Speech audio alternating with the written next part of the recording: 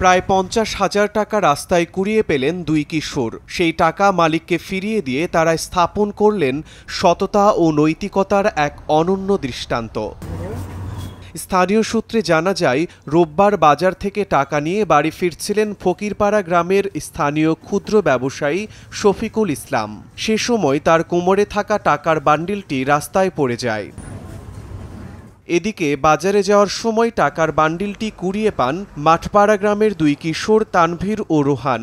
বহু চেষ্টা করেও টাকার মালিককে খুঁজে না পেয়ে ফেসবুকে পোস্ট দেন তারা।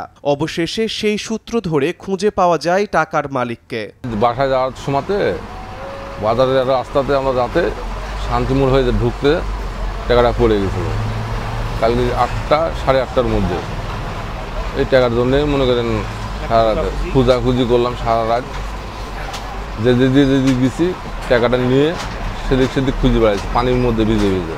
রিক্সায় করে বাজার যাচ্ছিলাম, রাস্তার পাশে একটি মোটা অঙ্কের টাকা ঘুরে পাওয়া গেছে। ওই টাকাটি আমরা মালিককে অনেক খোঁজাখুঁজি করার পরে ফেসবুকে পোস্টের মাধ্যমে আমরা মালিককে খুঁজে পাই এবং আজকে তার হাতে টাকাটি আমরা তুলে দেই।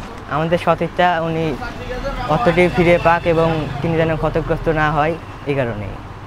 এই বাচ্চাদের দেখে আরও ভবিষ্যতে যেন আরও ইয়ং বাচ্চারা যেন শিক্ষা অর্জন করতে পারে, অন্যের অর্থ সম্পদ পুরো পাওয়া গেলে তাদের হাতে ফেরত দেওয়া। দিনাজপুর হাকিমপুরের হিলিতে ঘটেছে এ ঘটনা। সততা ও দায়িত্ববোধের জন্য এলাকাবাসীর প্রশংসায় ভাসছেন দুই কিশোর। সময় সংবাদ, হিলি, দিনাজপুর।